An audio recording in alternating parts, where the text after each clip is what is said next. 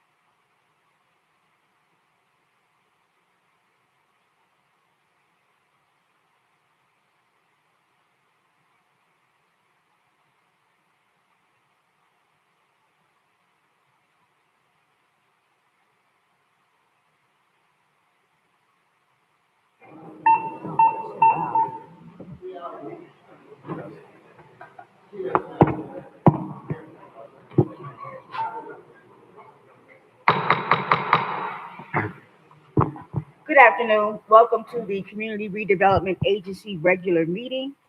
Today is March 25th, 2026. The time is 6:12 p.m. Madam Clerk, Chair Lanier, here. Vice Chair Miller Anderson, Present. Commissioner Guyton, Commissioner Spiritus, Here. Commissioner Davis Paneer. Here. Also present on the dais, Mayor Douglas Lawson, Attorney Chris Smith with Pittman Law Group, Jadelle Mercius, Executive Director, Anita Jenkins, Director of Neighborhood Services, Shirley Desir, Director of Administration. Thank you. We will have a moment of silence followed by the Pledge of Allegiance by our Vice Chair, Ms. Miller Anderson.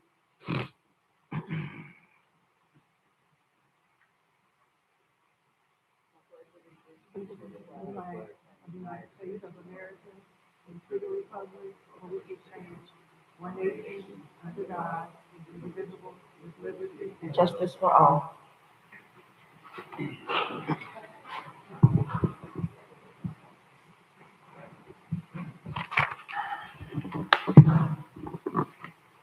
Do you have any additions, deletions, or substitutions for this agenda? Staff, commission, any disclosures by commission and staff in regards to any items listed on this agenda? Motion to approve the agenda? So moved. Second. Madam Clerk? Commissioner Davis Paneer, Yes. Vice Chair Miller Anderson, Yes.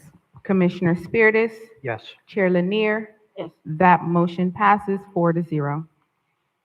We are at our consent agenda, and this is routine board business. The consent agenda is approved by a single majority vote.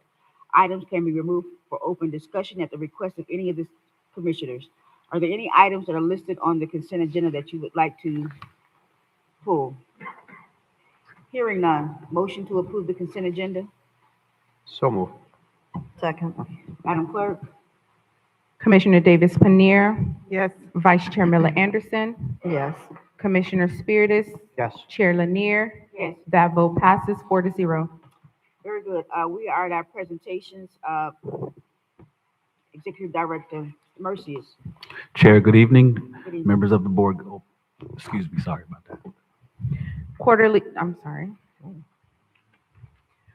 Clean and Safe Police Initiative presentation. The acceptance of public comment cards is now closed.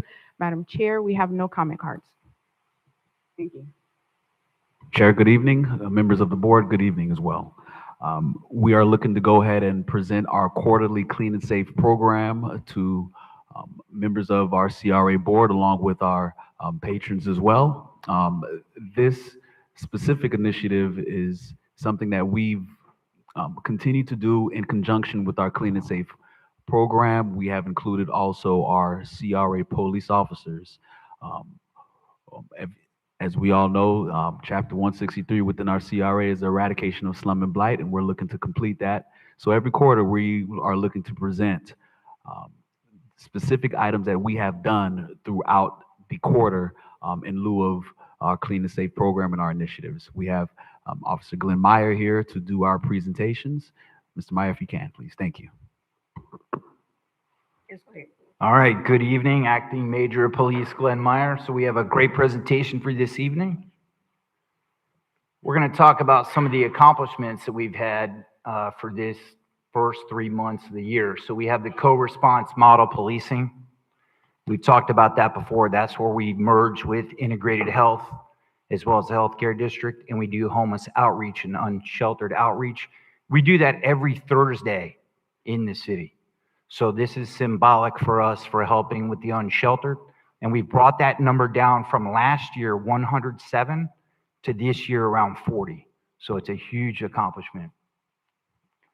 We also have the Keep Riviera Beach Beautiful event that's taking place this Saturday. We're part of that as well.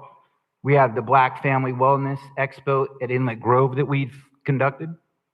We have the CPTED, Crime Prevention Through Environmental Design. We have all of our members certified in that on the team. We also have the Broadway Quarter Business Meetings. Our next meeting is actually scheduled for March 31st at Berkeley Landings. That's where we get all of our business owners and operators within the CRA district to meet with us and talk about crime reduction strategies and other implementations. We also have the Valentine's Day celebration that we did at the community garden that most of you will recall, right around Valentine's Day. And we also have the Code of Ordinance Assessment. So we're going to talk a little bit more about that this evening as well.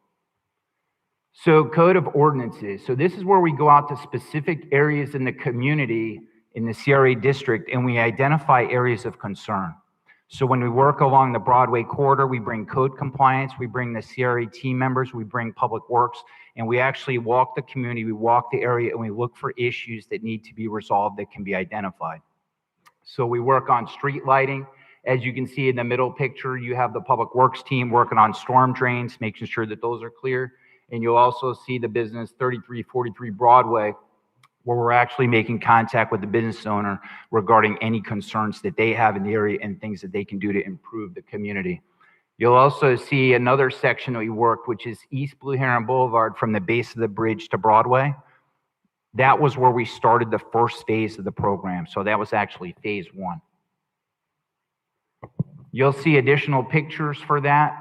You'll see properties that were improved because of that, whether it's landscaping issues, whether it's derelict vehicles, whether there's other compliance issues, those are rectified during these walks. You'll see additional photos here.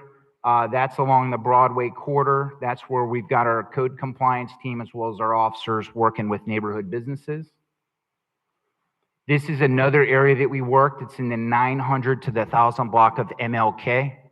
So that was a neighborhood area. And what you'll see is there was a lot of trees and landscaping that were obstructing the sidewalks, eliminating the lighting and the visibility. So we were able to go in there and not only get rid of derelict vehicles that may have been inoperable, take care of landscaping, making sure that the lighting is good, but also hold the property owners accountable if they have any violations.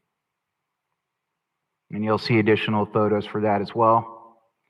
So some of the collaboration that we have. So integrated healthcare systems, St. Mary's Hospital, Mangonia Park Community Healthcare, the VA, SWA Paint Your Heart Out. We've painted several homes in the city. Unique Men of Riviera Beach. We also had an event that we did a flag football at Wells Recreation. We teamed up with FP&L, Chick-fil-A, Bimbo Bakeries, which is off of Australian, Christ Fellowship, Pleasant Heights Baptist Church, Pepsi, Bridges of Riviera Beach, the La Fagata Mexican Food Restaurant, Buck's Coal-Fired Pizza, Nev's Barbecue, and Lowe's Home Improvement. These sponsors and these partners have been absolutely exceptional. And I just want to point out that during our flag football event, there was zero cost to the city, and that was designed to get kids off the streets during spring break, get them out doing productive things, sports initiatives, mentorship, and it was free to the youth that attended the event and no cost to the city.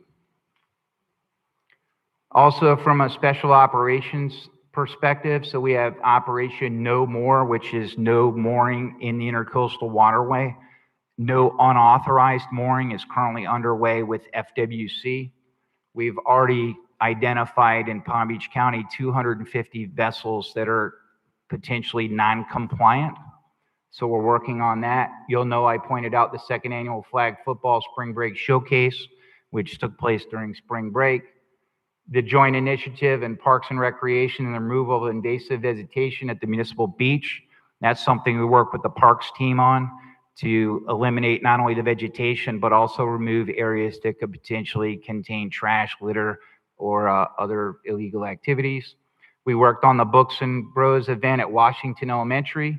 We had the Kaiser University Law Enforcement Showcase, and we also worked the Inlet Grove High School Community Health Fair Expo as well. So I know that this was a discussion that we had previously during one of the last meetings, and I wanted to kind of showcase this. So the homeless and unsheltered population count in 2024 was 236. In 2025, that was brought to 107. And in 2026, it was dropped to 40. So these are the relationships that we've built with our partners. Homeless outreach is something that we do every single day, but I really want to capitalize on this, that every Thursday we bring a team out on the streets and we walk the neighborhoods and communities that typically have unsheltered. And our goal is to get those folks a safe place to live and to get them back on their feet again. Because homelessness and unsheltered can affect anyone. It doesn't have anything to do with how much money you have or don't have, or if you could potentially be suffering from drug abuse or any of those problems. It affects everyone, and it is a global issue.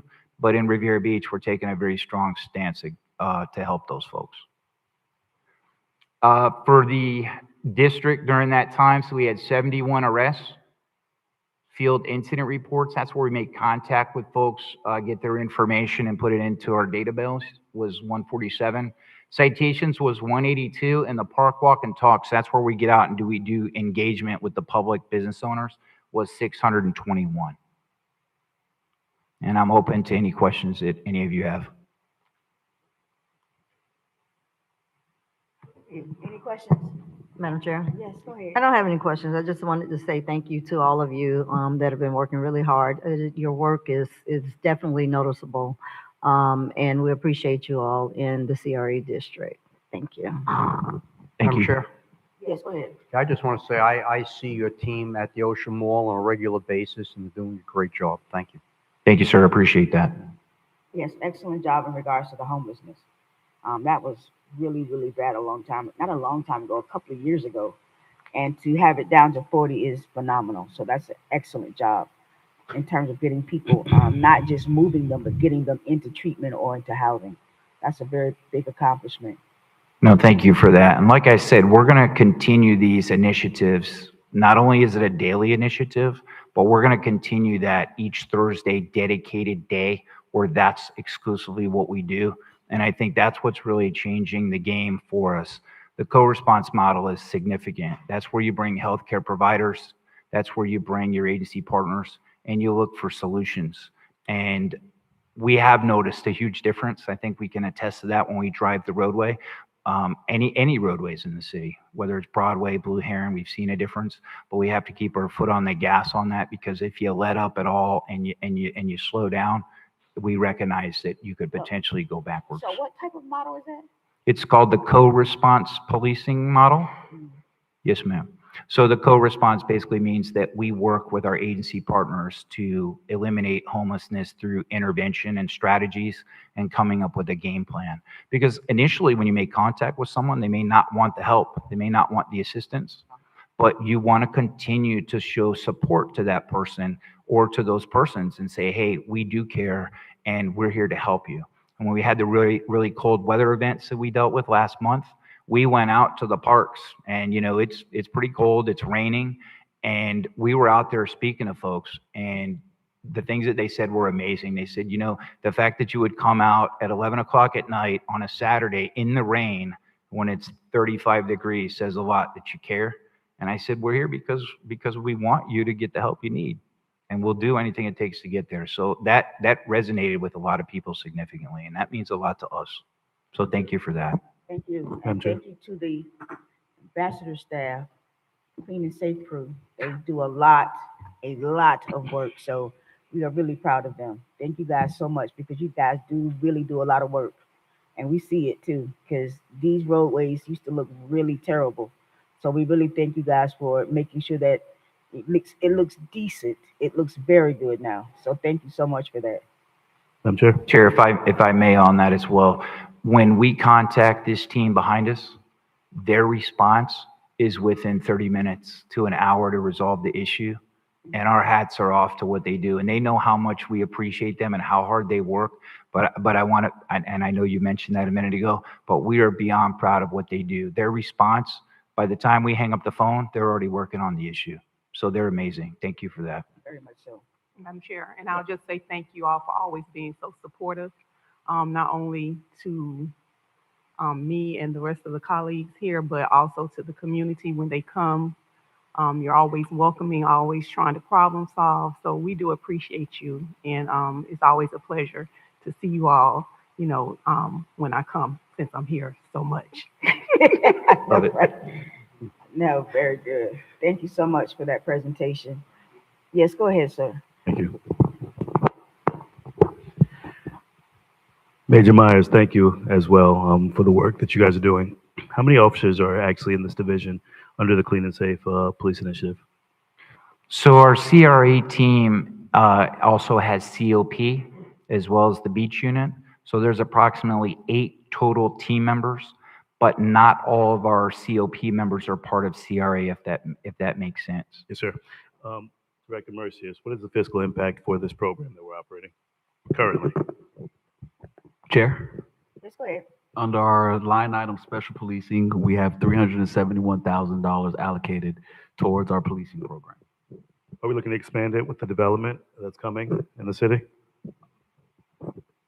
Chair, Yes, go ahead. there is room for conversation for expansion of that program, yes. And I would say let's look at possible expansion of the program because this is a staple. It's gotten awards nationally, and this is a program that, with the expansion and development, we have a project on the agenda tonight, and everything is being built in our marina. We may want to look to expanding it.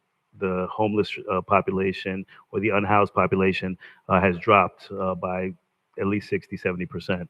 That's excellent. But having the support as we continue to grow, we want to make sure we provide that support to you. So budgeting that and being prepared to grow the program, Major Myers, is something I would love to see in that CRA.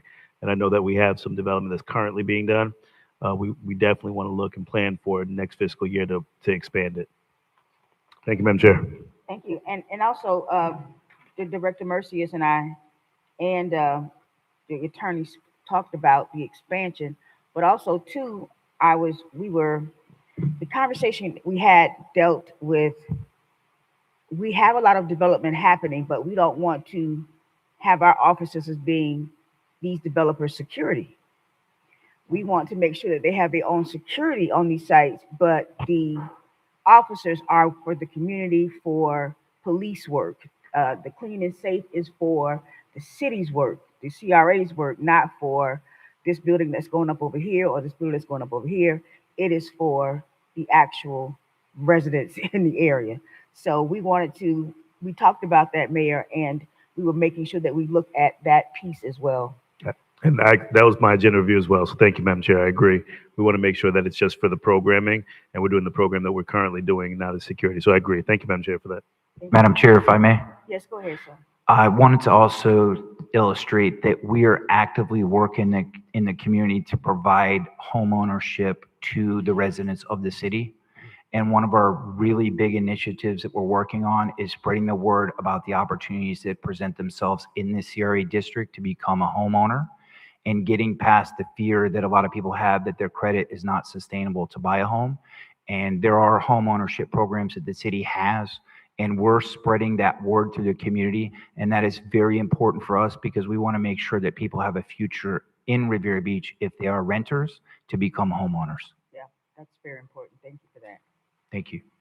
Any other questions? Thank you so much for that presentation. Thank you guys so much for your help and your hard work. We really appreciate it. Thank you.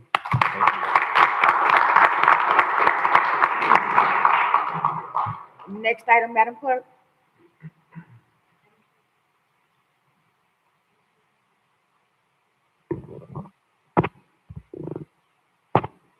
MTN Investment Parking Lot Renewal Discussion. The acceptance of public comment cards are now closed. Madam Chair, we have no comment cards. Mr. Mercius? Chair, thank you.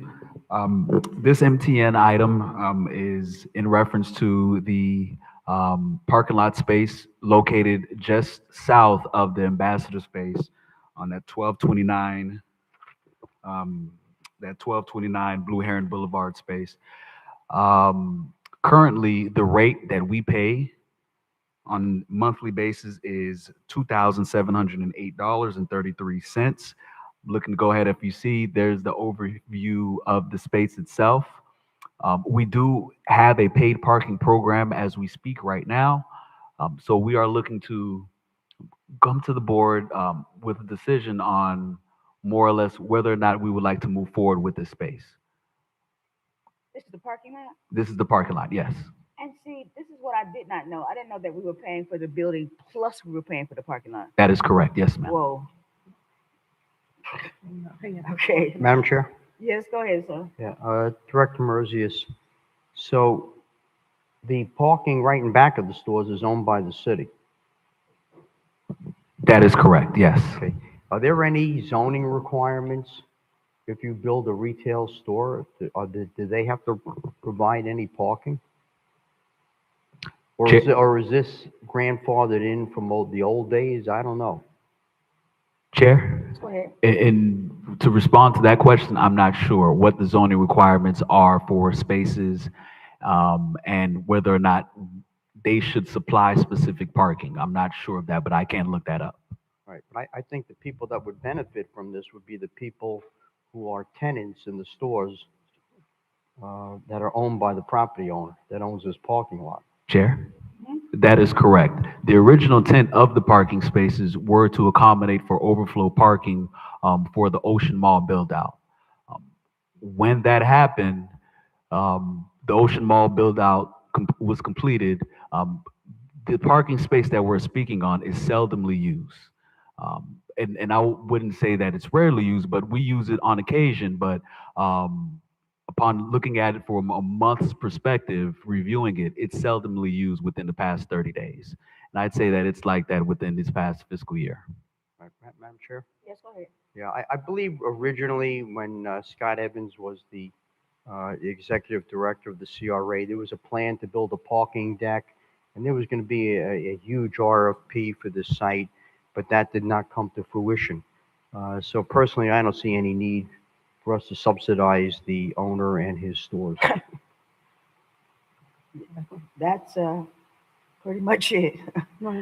So yeah, you can bring that back to us so that we don't have to continue to pay for that. Chair? Yes, go ahead. Will do, yes. Thank you. Thank you. Next item, Madam Clerk. I'm sorry, any questions about that? Madam Chair, Yes, go ahead. when will that be coming back for us, Director Mercius? Chair? Yes, go ahead. We can bring that to you all next month. Okay.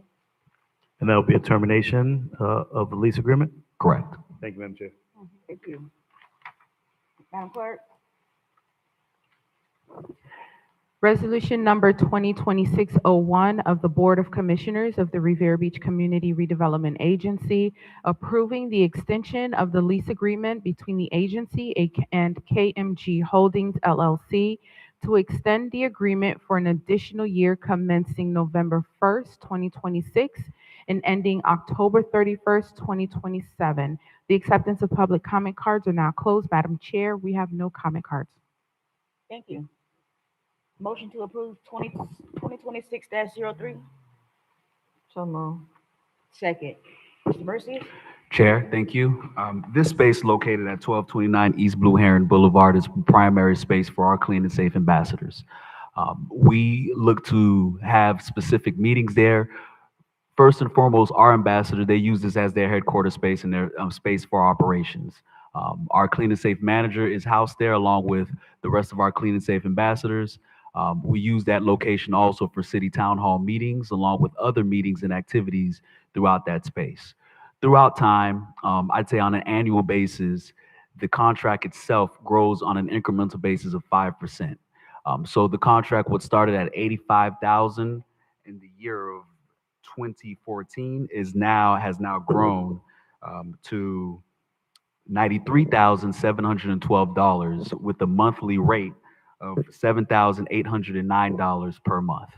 Um, we are up for a year extension, not a contract extension, but a year upon the current contract that we are in, to grant us an additional year for this space. I am asking with the recommendation that we move forward with that additional year in lieu of looking for another space that we can move forward with our clean and safe ambassadors, and the operations of our ambassador program. So I think the question for me is that what does that do for it being a meeting place for on Singer Island? Chair? Yes, go ahead. We took a look at the numbers of throughout the fiscal year of how many events are taking place within that space, and we have a total count of 50 events that are happening from this fiscal year, beginning from October of last year to October of this year. So we have 50 events that we have more or less placed within this ambassador space. So it is used very, very often, along with the operations of our ambassador program. Now, I will add that as we move forward with our development and we take a look at what will happen with the future development of not only this Marina Village, but other developments that are happening throughout the city, this space, from my knowledge, is used as a formidable meeting space as well. So we, I believe, would need an additional space with all the development that is happening to accommodate the our patrons that do come to the meetings, along with specific meetings that we have. Madam Chair, Yes, go ahead. what's the monthly increase? If we were to renew this contract for an additional year, we're looking at our option year would be at $97,000 and $97,831. That's on an annual basis. That gives us $8,152.60 monthly. Madam Chair? And the, I'm sorry. follow-up, that's okay. And so the difference, if we're not renewing the parking lot, that will help defray some of those monthly costs. Chair? Yes, go ahead. There are some cost savings with the parking lot, and if we don't renew the parking lot moving forward, what that would look like in terms of our ambassador space as well. Okay. Madam Chair? Yes, go ahead. Can Executive Director Merzius, can you tell me what we're paying per square foot? On a per square footage basis, so this space itself is 4,439 square feet. As I mentioned earlier, we're paying a rate of $7,809.38. So if we were to do the per square, It's about $22 a square foot. Madam Chair? Yes, go ahead. Okay, so clearly with the development, the planned development that's going to be going on here, and as soon as we resolve the zoning issues in the south end of the island, clearly this is going to be developed one way or another. We have to look at a long-term solution for having meeting space. The site at the firehouse is not large enough. I know we've looked at that. We can't put any meeting space there. I suggest we look at maybe the upgrade that we're doing to the Ocean Mall, the planned upgrade. Maybe we build something there. I don't know. I don't know if we could afford anything else there. I know the old bank building, they wanted $8 million for that. I don't know if that makes sense from a financial standpoint, but clearly we need some sort of meeting space on the island. I agree. I think that since I've been here, for 7 years, we've asked them, could we buy it? But of course not. So I think that that's pretty decent for the island in terms of the price. And it's probably because we have been with them so long. But looking for other spaces is what we got to do anyway. Yeah. Chair? Yes, go ahead. What I plan to do after this item is moves forward. I do plan to work with our clean and safe manager and others on our staff to look for an adequate space, not just for our clean and safe members and not just for our meetings, but also adequate parking space as well. We would need that because we do have CRA vehicles and among other things for future plans. So I would look, that would be the next steps for me is within 3 to 6 months to look for new space. Okay, very good. Madam Chair, Yes, go ahead. one question. I do believe the CRA owns a vacant lot in the back of the Ocean Mall. Chair, Yes, go ahead. I will look into that. I believe you are correct, sir, and I will look into that definitely if there is some availability for that. Right. Thank you. Thank you. Any other questions? Madam Clerk? Commissioner Davis Panir, Yes. Vice Chair Miller Anderson, Yes. Commissioner Spiritus, Yes. Chair Lanier. Yes. That vote passes 4-0. Next item, Madam Clerk? Resolution number 2026-02 of the Board of Commissioners for the Riviera Beach Community Redevelopment Agency, authorizing commencement of lease negotiation with Funky Cafe to provide a small business incubator restaurant opportunity at the Found Care Building located at 3501 Broadway, Riviera Beach, Florida, providing an effective date. The acceptance of public comment cards are now closed. Madam Chair, we have one comment card. So moved. Second. Mr. Mercies? Chair, thank you. This item entails more or less our efforts through the solicitation process to look for a restaurateur for our restaurant incubator space right next to our upcoming CRA office space. We're about 4 months away from moving into that space. We are moving very quickly within that space along with the restaurant space. And we do believe that it is time to start looking for that restaurateur. What you all have before you is more or less the responsiveness of the submittal of the RFP that we move forward to you all. And the main focus and the emphasis through this RFP was the wellness-focused restaurant designed to support business innovation. And that is something that we believe that we have. This restaurant space is coming from the city of Riviera Beach. The restaurateur is from the city of Riviera Beach. We have our procurement director here to discuss about the solicitation process and how we got to this point. Thank you. Thank you. Go ahead. Thank you, Chair Latanya Ammons, Director of Procurement for the City of Riviera Beach. The CRA engaged the procurement department to issue an RFP in accordance with Chapter 16.5 of the City of Riviera Beach Code of Ordinances, and we posted a solicitation with a deadline of October 29th, 2025. There were 187 vendors that were reached, and one proposal was received from Funky Cafe.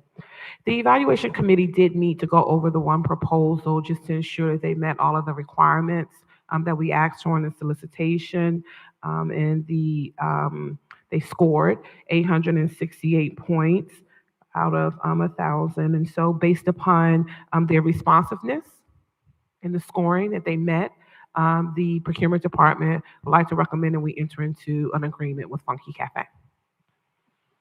Madam Chair? Yes, go ahead.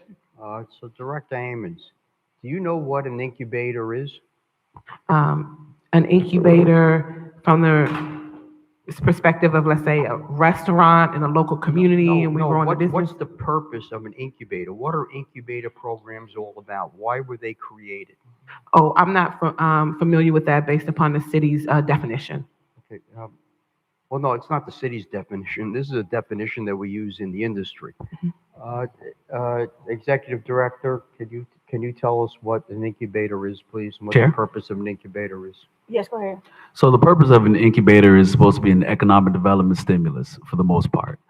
We use incubators to bring in businesses, to promote businesses, and to use those businesses for within our resources to make sure that these businesses are catered to. When I say cater to, we're taking a look at these businesses and giving them an opportunity to thrive, to giving them an opportunity to create a vision within their program. For the most part, business incubators are used in specific municipalities through those best practices, and that's something that we're looking to emulate as well. Hey, Madam Chair?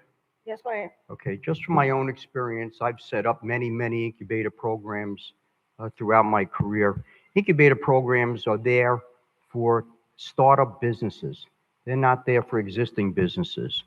You set up an incubator program to give a new business an opportunity to start because they can't afford to pay the rent or the business expenses needed to build a building or to rent a building.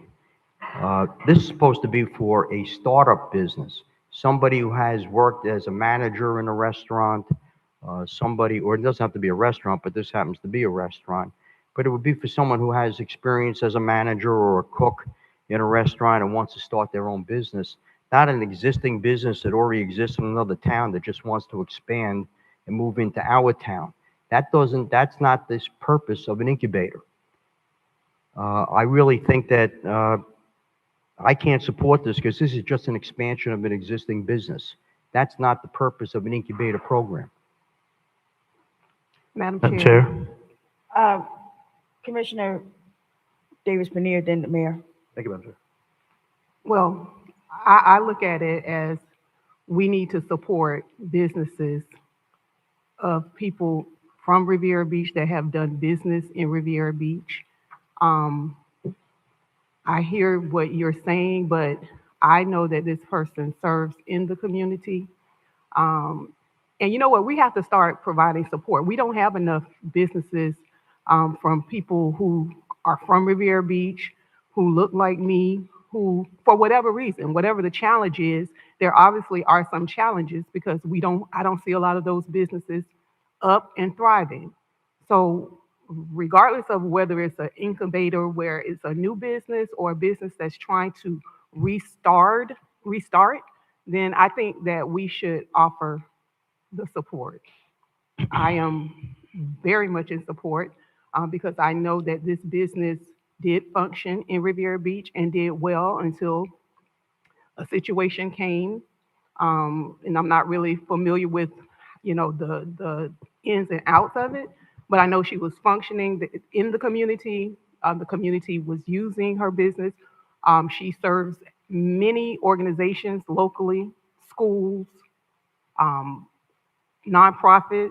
She's very reasonable. She is very professional. And so because of that, if you can tell me some other businesses that are around that are thriving, I may think differently, but no, I don't see a lot of businesses of people who are from this community who look like me. I want to support it. Thank you. Madam Chair? Hold on a second, the Thank- mayor, and then you, Oh, I'm sorry. Dr. Spears. Go ahead, Mayor. Thank you, Madam Chair. And I hear both my colleagues. My only concern is, well, let me ask my first question. Director Emmons, we got one responsive bidder. Yes. How long was this advertised? 30 days. 30 days advertised, one responsive bidder. And how was it advertised? As an incubator program?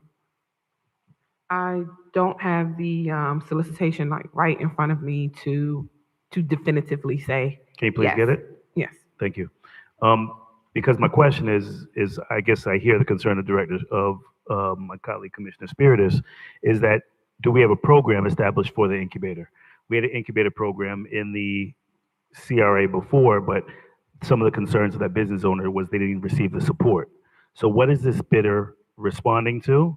What is going to be the parameters that are set in place and what's going to be the steps that they need to take? Now, I'm going to preface that with I'm absolutely supportive of this restaurant. We just need to make sure that we put the right systems in place to support them. And what does that metrics look like? So if we're going to call it an incubator, what is this incubator? How are we going to provide that support? What's the cost of rent? What's going to be our measurables? We didn't have all of that for our last one, the last quote unquote incubator that we had in the CRA. And if we're going to establish an incubator, we need to have these measurables and be presented with that. And then also the solicitation. What was it advertised as? Because if it's advertised as just a restaurant space, that's one thing. If it's advertised as an incubator, what are we going to provide support for this business owner to make sure that they succeed? Because I want to make sure we support the businesses locally. So Director Mercius, if you can answer one or two of those questions. Chair, I Yes, could go take a stab at that first question when we talk about what the next steps will look like.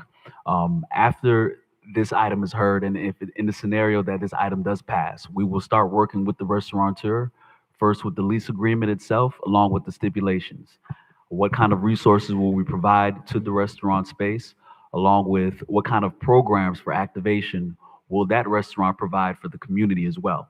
Because not only are we looking at this as an incubator space for the restaurant itself, but we're also looking at this as an opportunity for the rest of the upcoming restaurants within Riviera Beach, giving them an opportunity to work with this restaurant space and our resources as well. This more or less can be an advertisement for restaurants to come to Riviera Beach because of what we're looking to do. In terms of the solicitation itself, um, Ready? Yes. Madam Chair, if I may. Yes, go ahead. So solicitation number 1212-RFP 25-4. The solicitation title was Found Care Restaurant Lease. On page 6 of the solicitation, I will read briefly what the scope entails, and it says an introduction. The Riviera Beach Community Redevelopment Agency is committed to advancing economic mobility, community wellness, and entrepreneurial growth through its redevelopment initiatives. As such, the CRA is offering a unique business opportunity for an experienced food entrepreneur to establish and operate a wellness-focused restaurant within the new Found Care Health and Wellness Center at 3501 Broadway. This is not a traditional management contract. It is an entrepreneurial lease opportunity designed to support business innovation while advancing the CRA's mission of health, wellness, and small business growth. Note, the incubator restaurant space is currently unfinished and will remain empty pending final build out. A successful proposal will enter into lease negotiation in advance of space readiness. And that was the introduction. Follow up, Madam Chair. Yes, go ahead. So with that definition, I heard the incubator space Mhm. one time in that definition. It was just in the notice on page 6, somewhere deep in the solicitation. So we are calling this an incubator, but if it's truly an incubator, what is the metrics that we're going to put in place for it? What's going to be the steps that we're going to take for it? And then what's going to be the support from the restaurant? Because I don't want to add too much of a burden. I understand you want the other restaurateurs to patronize, prepare for, and utilize the services, but we have the idea of a ghost kitchen, a shared kitchen, a culinary incubator. We have a food hall, things that they could work with to help them. But if we're going to incorporate that into the programming, we need to provide the resources and support for that, and then have a support system for this restaurateur. So if we're just opening up a restaurant, it should have just been advertised as restaurant space. But if it's an incubator, I want to see a program before we move forward so that they're not put into a false sense of support, or that they get all the support they need based upon what is our expectation. So those are just some of the simple things I expected to have in tonight's presentation.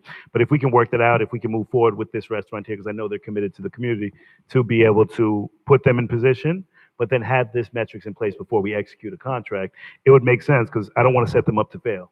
I had a very strong individual in the business community that took on what we called an incubator at Smoothie Me Please, and she was able to thrive, but we didn't have the proper metrics or support in place at the time. We just gave her a discounted rent and said, sink or swim. We can't do that to this restaurant, because that's not how you build restaurants or support small business. Thank you, Madam Chair. Madam Chair? Chair. Hold on one second. Let me Yes, get to him. Go absolutely. ahead, sir. Okay. So basically, just so everyone understands, the purpose of an incubator is to start a new business. And it's supposed to be temporary, that incubator space. It's not supposed to be permanent. It's supposed to be just for a few years until you build up your business, and then you move to a different location in that community or in another community. But it gives you the ability to build a business, start a business, build a business, and move on. We should not be calling this an incubator. If we would just want to lease the space in the building, then we should just call it a lease. We should not call this an incubator, because it's not an incubator program. And I have no problem changing the name from incubator to lease. And I have no problem. I'm sure that the entrepreneur is very good. I'm glad she's from Riviera Beach. I think that's fantastic. But I think we have to call it what it really is. We can't call something this and when it's really something totally different. That's my only problem with this. Madam Chair.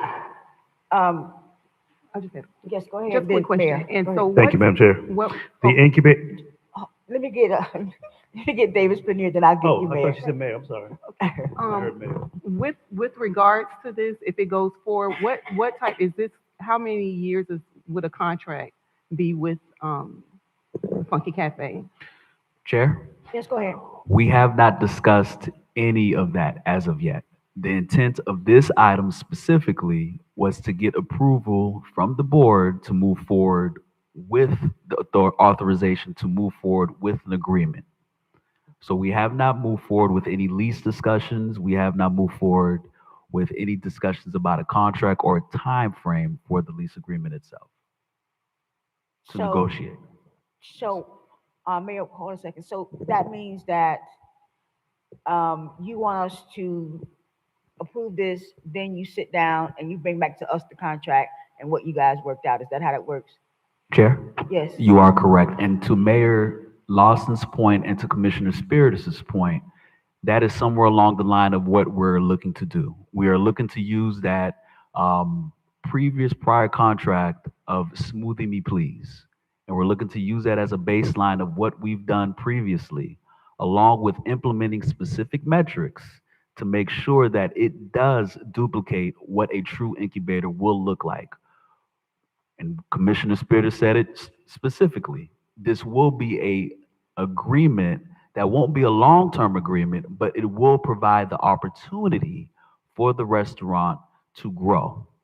Now, what that looks like, we would like to sit down and understand what the restaurant's threshold is and what their numbers look like in terms of what they can handle and cannot handle, so we can truly accomplish the goals of the restaurant and the CRA itself. Um, yeah, I agree with that. And I think that when we talk about incubator, I think that it's kind of both. Because what we're looking at is that we're looking to provide an opportunity for a small business to come in to get support to be able to have a business that is going to be successful. Now, successful is something that we look at in regards to matrix in a contract, but we've had this incubator, quote unquote, type of situation before, and we did not have in place what we needed to be able to support the business. And I had said this many, many times about previous projects that when we bring some business in, that we need to be able to support it. If it were just okay, you sign a lease, you would need to advertise an RFP. You would need to go through all of these semantics about what it is or what it isn't. You would just say there's a space for lease and that's it. But this is supposed to be an incubator slash opportunity for a small business to come in and to grow in that space and to hopefully get to a bigger space. And that is what we're looking to do here. And I don't want to make the same mistake that we did before, where we're looking at incubator slash business and then we give them no support. And that's what happened before. We said, we'll give you some cheap rent, but then that's it, nothing else. We didn't know, we had no idea if it was going to be successful. We didn't even ask her if it was going to be successful or was it successful. We just kind of let it go. So I think that we need to have those things in place because it truly is both an incubator and a small business opportunity. And I see it as such. And we have to have these things in place. And as the mayor said, to be able to support something of this nature. Madam Chair. Mayor and Thank then you. our attorney.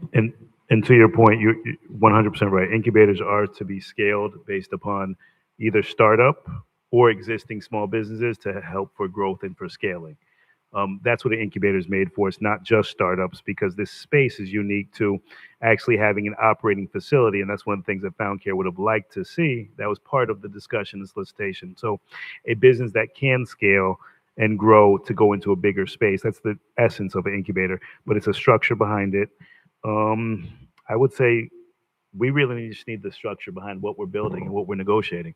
What was it advertised as, and making sure that we have a metrics for this restaurant to come in and not necessarily just be a startup, but be able to allow for them to scale over the next 3 or 5 years, whatever the lease term and operating schedule is. Thank you, Madam Chair. Madam Chair. Hold on one second. The attorney, you had it. Oh, I thought that was you. Go ahead, Dr. Spears. Madam Chair, so I don't see this as an incubator. It's an existing business that's looking to expand, and I think that's great, and I think it's wonderful that they want to expand here. Incubator is supposed to be short term, so they move out, and then you start another business, and you can have 15, 20 businesses, people learning and building their businesses in the community. That's the purpose of an incubator, and I think that's great. But if this is not an incubator and you want this person to be here for a long term in our community, let's just kill the name incubator and call it a lease, and let's help these people. If we have to help them with 504 money, SBA 504 money, or whatever programs that exist out there, it could be even CRA money to be able to survive in the city until the development happens, that would be great. I just don't like using the term incubator for this purpose, because then technically you're supposed to only give a couple of year lease, and then you're supposed to move on to the next person in that space. So if you want this person to be here for a long time, then let's just call it a lease. Madam Chair? Yes, go ahead. I know when the old Dare Bell with Smoothie Me Please was there, one of my concerns was that it went on for many years, and I know we continue to extend the lease, but I certainly feel that this space should be turned over, as Mrs. Spirit was saying, to different entrepreneurs after, maybe 3 years or so, but 5, 6 years, I think that's too long, especially if the purpose is to help businesses either scale or to start up. So, whatever lease or whatever negotiation talks you all are in, that needs to be kept in mind. This is not a very long-term lease. I have no problems with it being an opportunity for them to expand. And I do, at the same time, do hear what Mr. Spirit is saying about it being an incubation where but there are several models, from Yeah. what I understand, for incubation programs. But um, do we have anything, and we've mentioned this before, and I think the mayor did a few minutes ago, do we have a structured plan and how we're going to provide support? Chair? Yes, go ahead.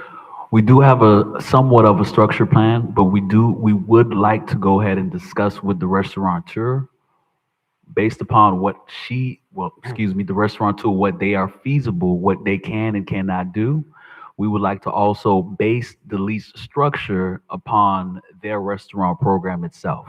That's something that I think is key before we even build the program itself, since we're catering to the restaurant. And I guess catering wouldn't be the best word, but since we're more or less looking at this restaurant as a space to occupy that that space in Found Care, we are looking to go ahead and build through that restaurant. So we would need to sit down with that restaurateur.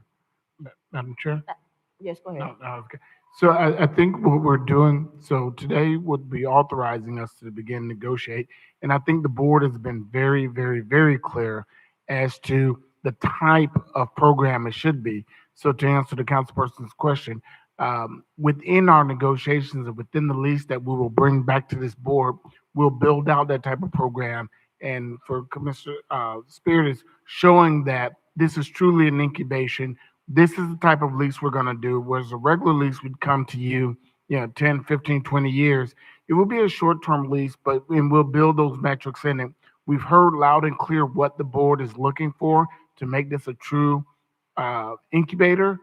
And so now we're just asking for authorization to go forward and begin to build that and come back to you with it and see if you, to try to hit those parameters that you want for an incubation. So when it does come back to us, you'll have that all in writing in terms of what the supports are going to be, how we're going to measure whether or not they're meeting expectations or whatever the parameters are. Chair? Yes. We will have established checkpoints, parameters, fee schedules for the menu, things of that nature. We'll look to include all of those items. Our main emphasis is to make sure that this restaurant succeeds and giving them the proper resources, but there will be parameters built within the contract to move forward. Now, the space, is it built out already, or will they be responsible for doing some build out of Chair? these Yes, go specific? ahead. The space will be built out. As I mentioned earlier, within the next 3 to 4 months, the space itself would be move-in ready. And we are, as a CRA office, looking to move in, prepare to move in ourselves. The space, it's approximately 2,000 square foot space. It comes with specific build out, vanilla, I'd say, type restaurant with, I have it written down here, finished walls, ceilings, and floors. Your mechanical, electrical, and plumbing rough ends, along with the grease trap, cooler, freezer connections. It's already it has its ADA compliant restrooms. So we are accommodating to the restaurant. That's one thing that we will mention in the lease agreement as well. How established that space will be for that restaurant to be move-in ready. And that's something that we will look as we establish the incubator program for future restaurants as well. And just one last thing, right. you know, I do support the restaurant. I know they've been around in the community for a while, but I do have an issue with us only having one. And this is almost similar to how we only had two for the Marina a few years back. I, I, I don't, how did you all, I know it said 187 people, what they looked at the bid, is that what the 187 was? Let me look at the Because my other question is, how did we advertise, or was there any outreach done? So we, Chair, Yes, may go I? ahead. We post our solicitations in BidNet. Mhm. So vendors go into BidNet and they register with an associated NIGP code. And so that's just a code, a description, or a category, how you categorize your Right. business. Yeah, I've So done it when we before. choose the select the NIGP code, then those vendors are notified. And so for restaurant and leases, there were just 187 that registered in the system. And so it reached 187. I can look to see how many actually downloaded the actual solicitation, but we just had one to submit. Okay, so the 187 is what, Was registered on BidNet under that NIGP code. okay, because I understood that to be that 187 actually may have downloaded it, and only one was responsive. And for the So I did not realize that that was just who all saw it, or was in that category. Um, did we do any other outreach? I did not do any additional outreach from the procurement side. We always just post on, I won't say always, for the larger projects, sometimes we do place advertisements in the newspaper, like a Marina Village, but that's an exception from the procurement standpoint. Yeah, I mean, as a business owner, obviously we have to do the work and need to know how to go and search for these bids that are out there. But I think with this being an opportunity for our residents who are trying to start a business or who have an established business but want to scale up, we have to really put boots on the ground and reach out to those people, whether it's going to check the business tax receipts, send emails, do some sort of outreach, because I can guarantee you there probably would have been more than one person who may have put in a bid. I know she works very closely with the council and the city, and so obviously that would provide an opportunity to know and be having heads up that this is coming or it is in place. But we have to be able to reach out, have some kind of outreach when we're doing something as large as this. This is the first time that we're doing it for, being at Found Care. We've done it for Dairyville, but we have to have opportunities for a lot of people to participate. Now, at the end of the day, if we've presented it to them and they choose not to submit, that's a different story. But just putting it on BidNet and just let it be is not, this shouldn't have happened this way, to be just having one option for this particular space. Thank you. Madam Chair? Yes, go ahead. Yeah, I agree with my colleague, Commissioner Miller Anderson. I think we should have held workshops in the community for people that were interested in starting restaurants. And we could have you probably wouldn't have many, many more people applying to do this. I think most people, especially local people, are not looking online and not sophisticated enough to go through the whole process of procurement. These are people that are working as chefs. These are people that are working, in restaurants. I just think we missed a big opportunity here. Hopefully in the future, we won't do the same thing. Very good. So, and also to my other concern is to make sure that tomato in terms of incubator, that when we're looking to have this business be successful, that we also have an end game for them in terms of their expansion and moving somewhere else, that is also a part of the strategy to be able to incubate them to grow, to go to a different spot, to expand their business. But that end game should also be a part of the conversation about how this looks, and not just initially, put them in there and then that's it, but all the way through of how that looks. Madam Chair, Yes, go ahead. and I will agree with all of my colleagues, but I think it should be across the board with procurement. I think that BidNet should not be the only way we advertise for RFP. So we need to get like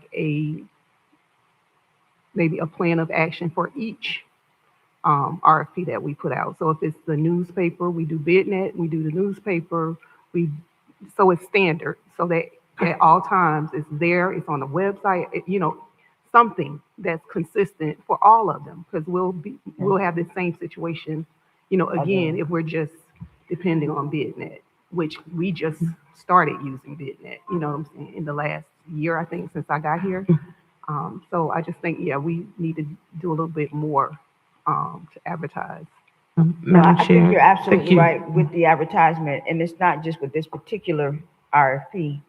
At any given time, we might have 10, 20 RFPs out on the street that are a plethora of services that I don't know about. I know I don't know about them until I go and I look at some information that you guys have sent saying that, hey, this is what's out there, and be like 10, 15 on there. I never knew that we were looking for janitorial services, that kind of thing. So I think that that's more of a Walter Communications marketing issue in terms of letting people know there are little bitty projects that the city has that nobody even knows about.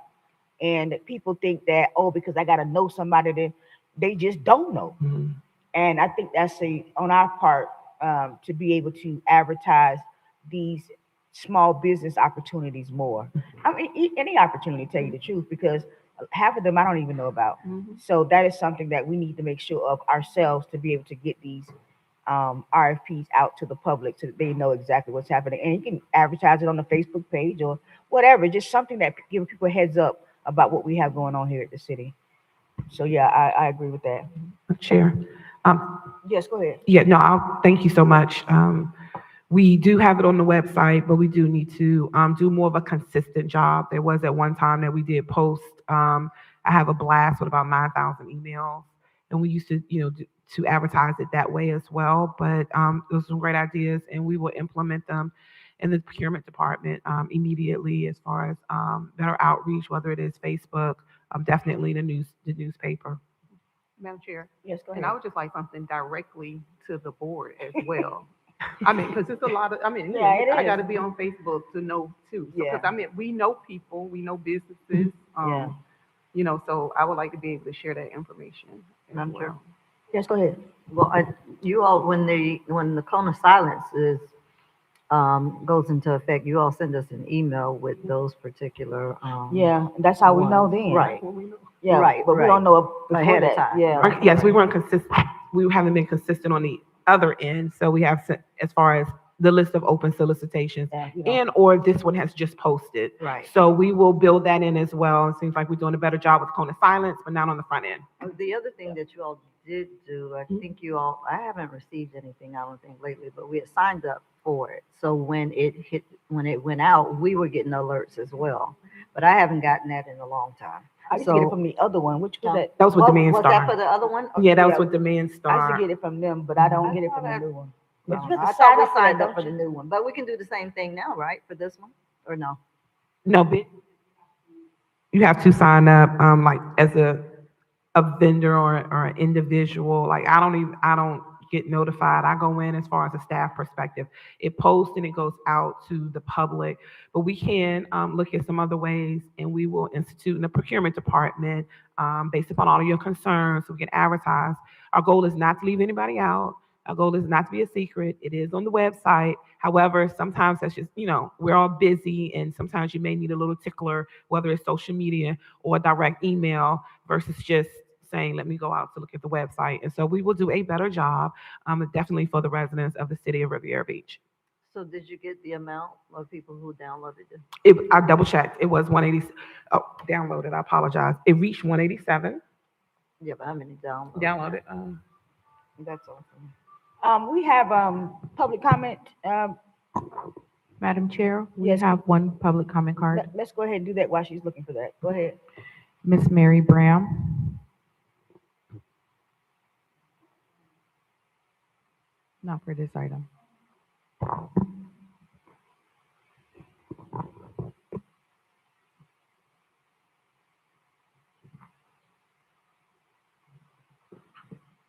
Miss Mayor Bram, Riviera Beach. I totally agree with each and every one comment on this. I'm going to say this.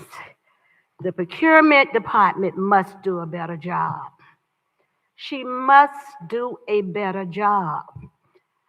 I totally insert that you all hold these people responsible when they sit here and present something. I use the phrase a got you moment, that's a good question. No. It only becomes a good question when you are able to deliver on that question, because we consider that BS from where we comes from.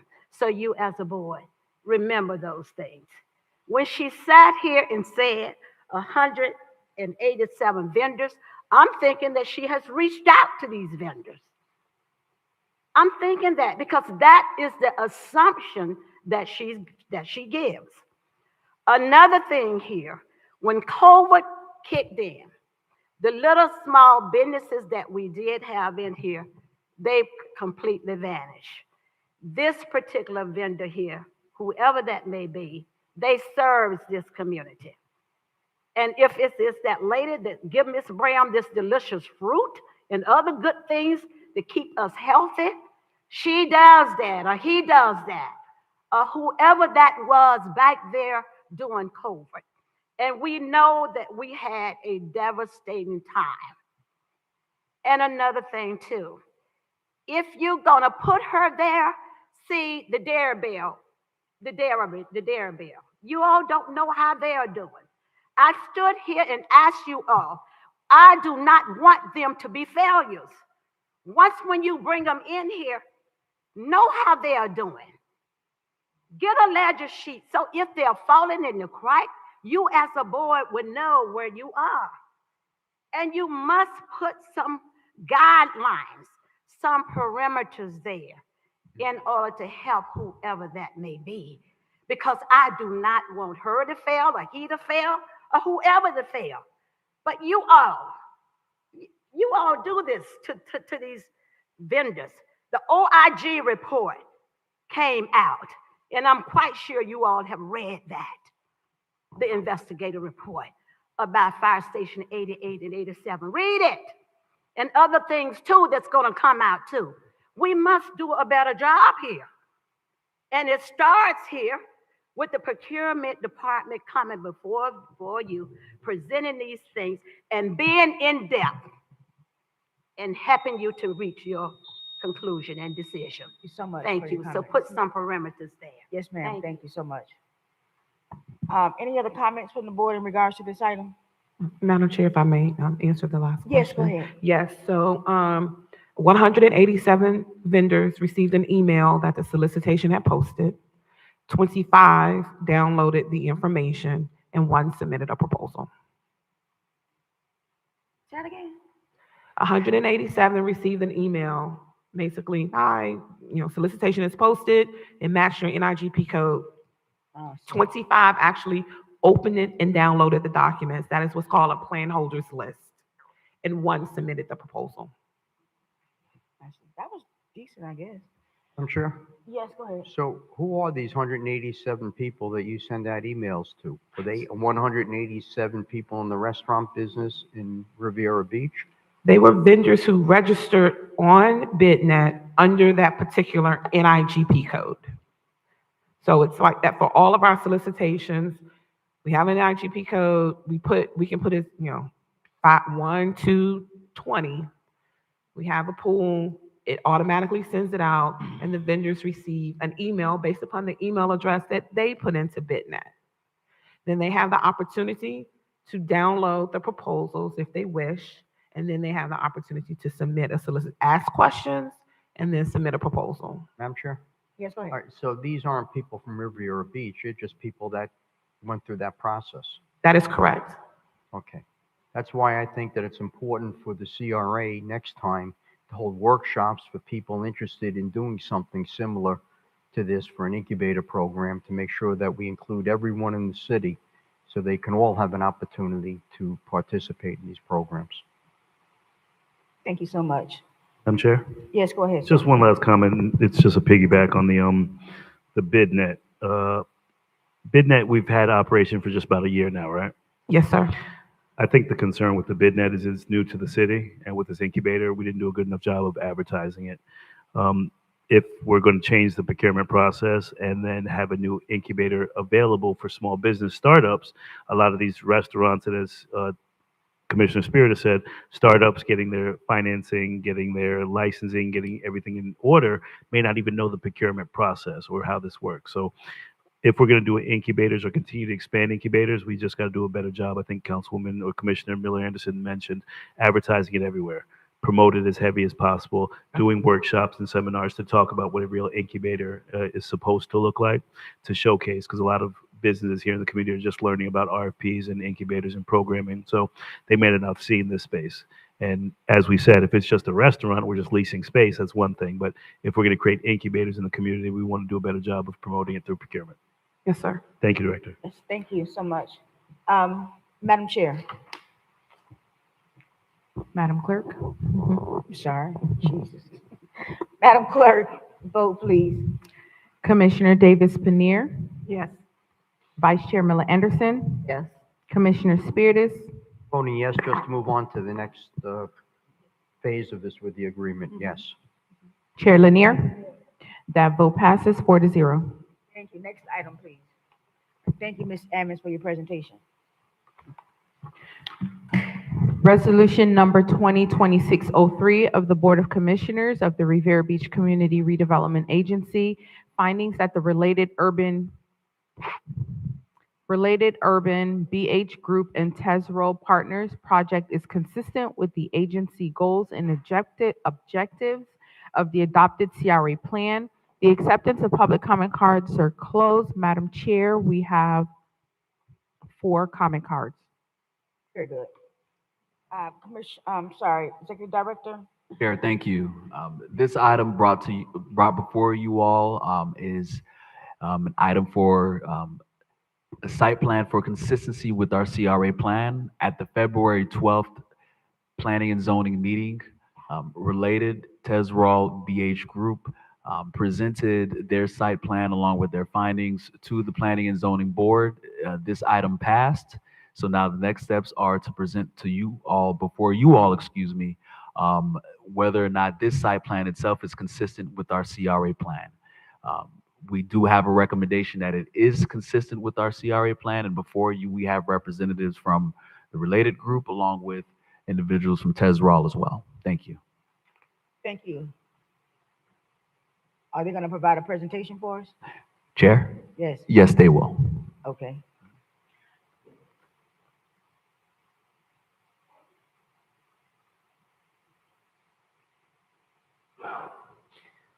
Go ahead.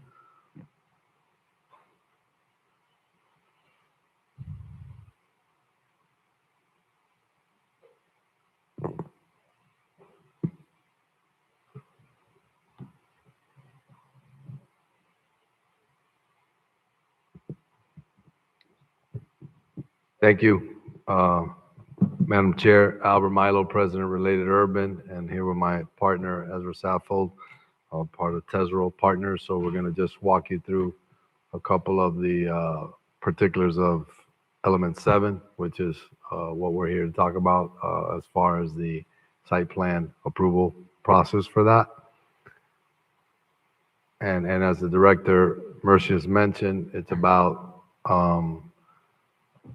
showing that the site plan, the proposed site plan for Element 7 is in,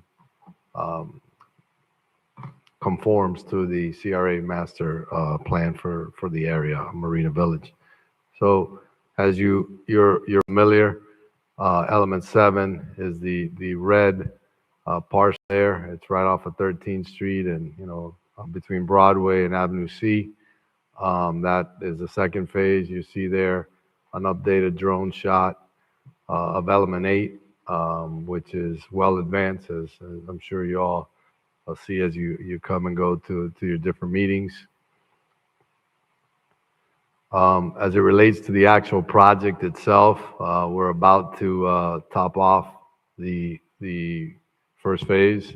It'll be topped off in the next couple of weeks. We've already finished pouring the 8th floor, so we're moving on to the roof, and then we'll be topped off. The garage foundation work will begin next week.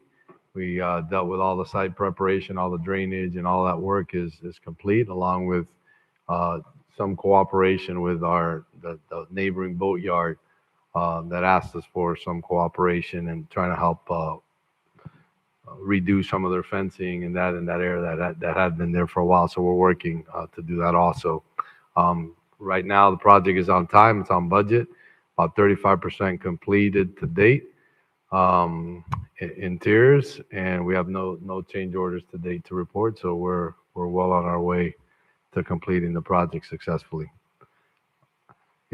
Another aspect that I know is always asked us as we come to the different presentations for the board, and I know it's been a topic, is our community benefits package that we had promised initially as part of the project. And I'm going to let my partner Ezra, kind of walk you through some of the things that we've done. But on a high level, the original goal mandate was to try to do 10% participation local hiring and 10% contract. I'm happy to report that we're 51% local hiring and we're 18% contracted to date in local contracts. So we're well above the original 10% goal. But I'm going to let Ezra talk you through some of the community benefits aspects of Element 8, even though I know we're here to talk about Element 7, but I figured the board would want an update on this aspect.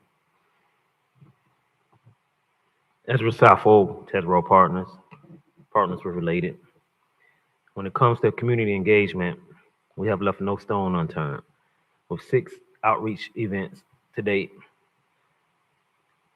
from pre-qualification events, breakout sessions, which include breaking out packages from the bigger prime contractors and bringing out packages for local guys to be able to participate.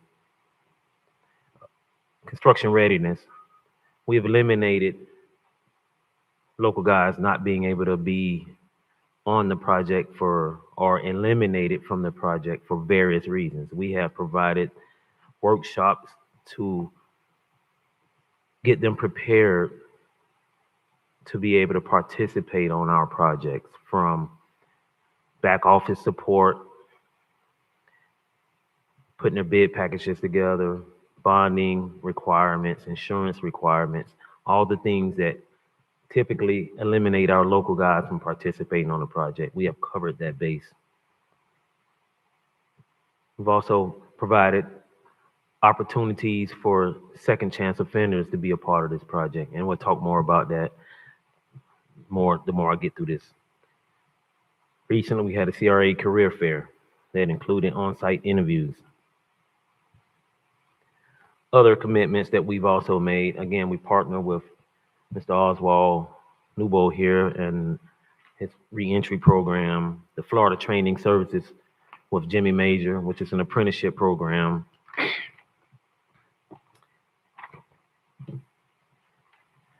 Partnered up with a few other, Miss Pam Toussaint with the incubator, which we been engaged with her on, and some other things that we'll list and more accompanying updates to you guys. To date, like Mr. Milo spoke on, 51% community employment engagement. 18 of the 35 on-site workers are right here from Riviera Beach. Our original goal was 10%. Local hires, not just subcontractors, but we've hired local guys to be on the job. With Mr. Oswald and the reentry program, we've established a feeder program to continue from 8 to element 7 going forward, and it's just going to grow from here. With 5 more hires in the making at this moment, I just think it'd be a very good opportunity to just not exclude anyone in our efforts.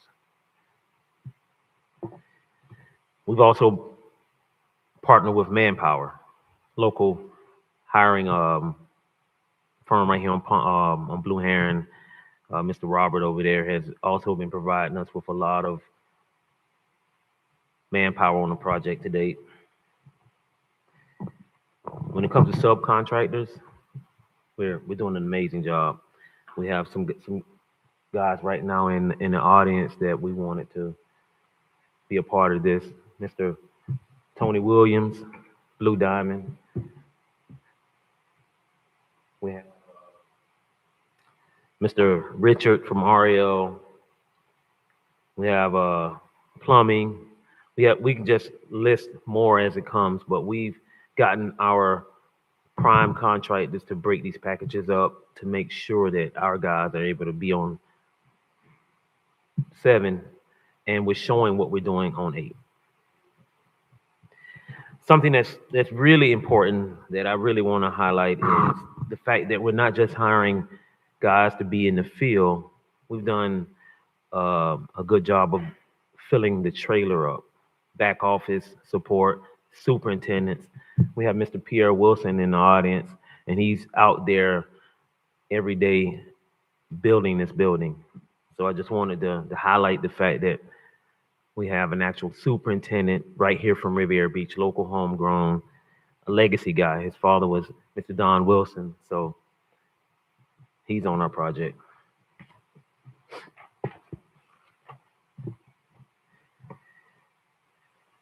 To date, $5.7 million awarded to 9 Riviera Beach firms. Original goal was 10%. Again, we've matched 18%. We streamlined proposal reviews. We have direct engagement with local bidders. And we're consistently reviewing resumes for even more talent. Just a note, we are the prototype for all the coming development this way, and we will do what you've wanted us to do, and we just want to thank you, and we're going to continue to do that with Element 7. Thank you, Ezra. So talking about Element 7 again and its conformity to the master plan, this was the latest Marina Village 2023 CRA master plan as part of the public documents. You know, it shows the different future components that the CRA had talked about. And in there it clearly shows, you know, Element 8 again, which is well under construction, and Element 7 and the design of the proposed design of Element 7 as we have continued to work through the site plan approval with your team at the city, with all the different departments of planning and zoning and engineering and so forth. Here's just a view of the both buildings. Element 8 on the left, Element 7 on the right. So it's looking from the waterfront, you know, looking westward, and there you see the proximity to the Marina Center. The components of the building itself, just quickly, you know, there's been a lot of interaction and collaboration with the city staff. There was a big request, you know, that on the left side of the document, you see that turning lane.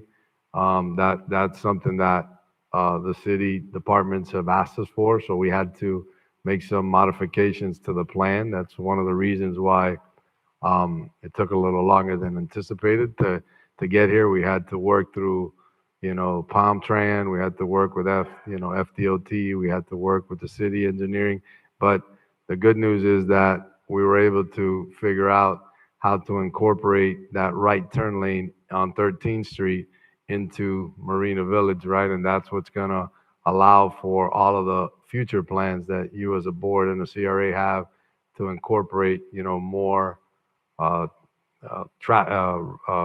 traffic to come in for all of the future development. That's already been incorporated into our plan. 418 market rate units, full amenities, fitness center, co-working space, another 5,600 square feet of total amenities, 652 parking spaces in the garage, inclusive of 60 additional bicycle parking spaces and 6,300 square feet of commercial space lining Broadway. So that is what the Element 7 project consists of.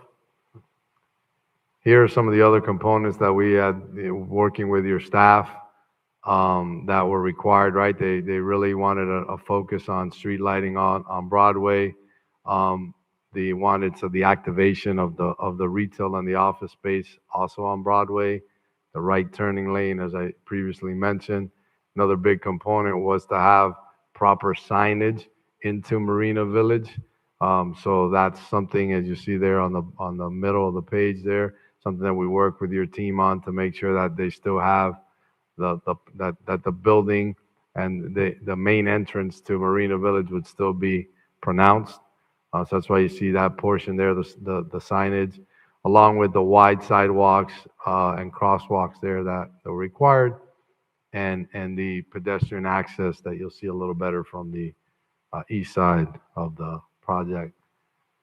Here's a little bit of a dust shot of the project, what it'll look like with all of the components I just mentioned, the retail, the signage, and the wide pedestrian sidewalks.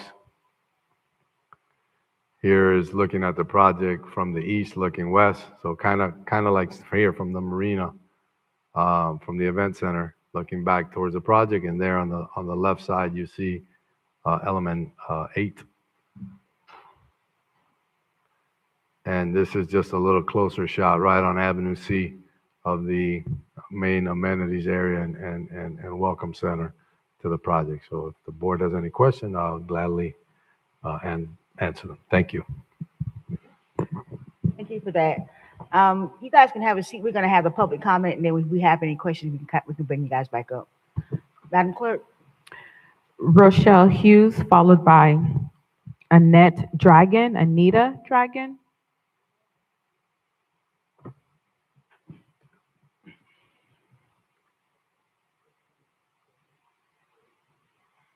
Good evening, Rochelle Hughes. I'm sorry. Oh, sorry.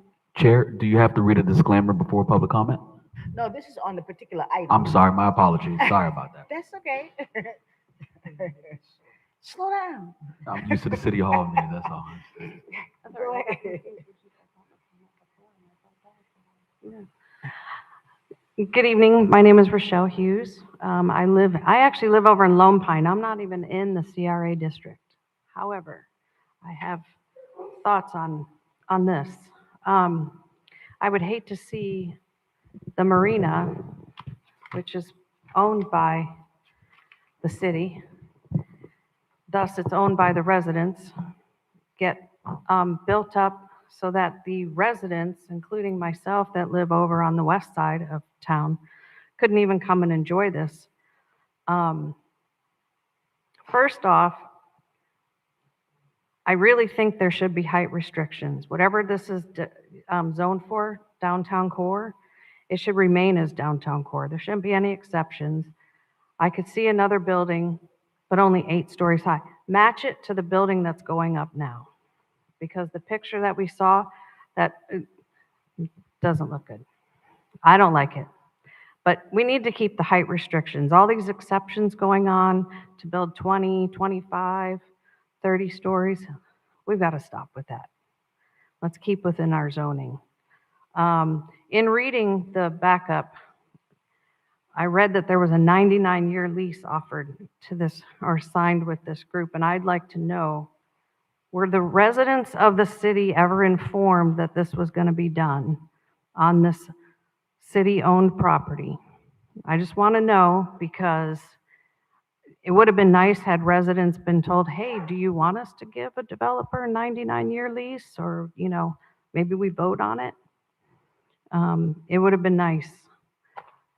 And if this is staying as it is, number one, the traffic report was done in 2024. Things have changed a lot since 2024. More people have moved down here. And I think traffic reports and studies need to be done, whether it's residential, commercial, retail, marina, whatever. Should be done all the way around and should be done properly. Parking, there's not enough parking for residents and/or retail space if they go with what they're having. You have 418 units and only 652. You could have each resident have 2 parking spots or 2 cars, and that would be 800 and some parking spots that they would need. And you're not going to have enough. And remember, we can't tell people how many cars you can have. So if you have 2 people that rent out the studio apartment, the 1-bedroom, the 2-bedroom, the 3-bedroom, you may have more than 2 cars in each unit. It all depends. And then if you want retail space and office space, if you're going to put that's it. Thank you. Annette Dragon, followed by Mary Brown.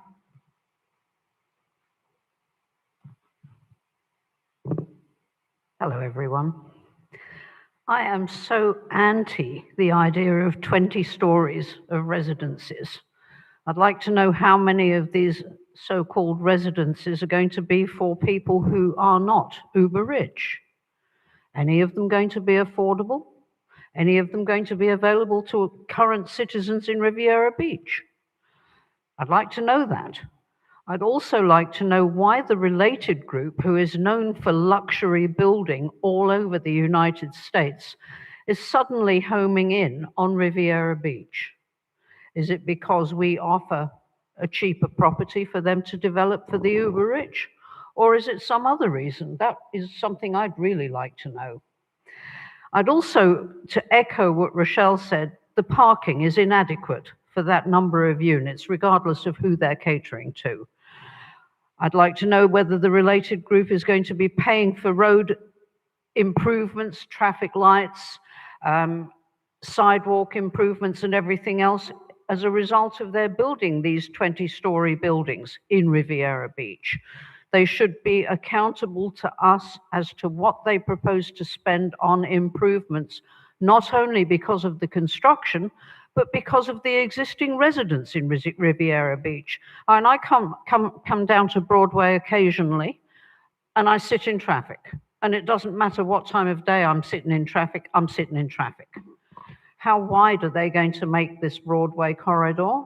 And how many people are going to be dispossessed from their homes who actually live on Broadway? I noticed that we don't have a hospital in Riviera Beach.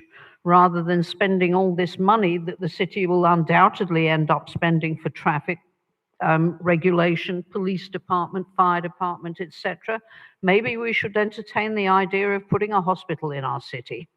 Thank you. Mary Brown, followed by Delcia Brooks Hamilton.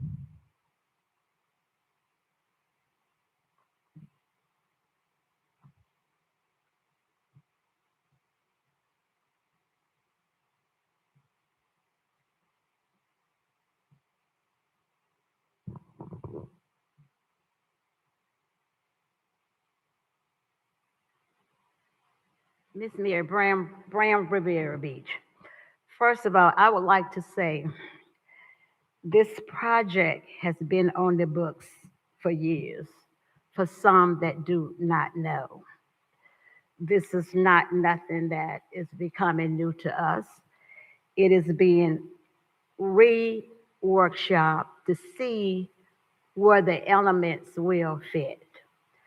Second of all, for the residents that do not know, we do not own these roads here.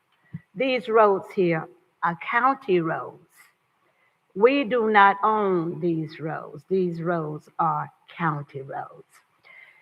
And once when we start building, I look at West Palm Beach, Jupiter, Juneau, Vero Beach, Boca, because I'm all over those entities there.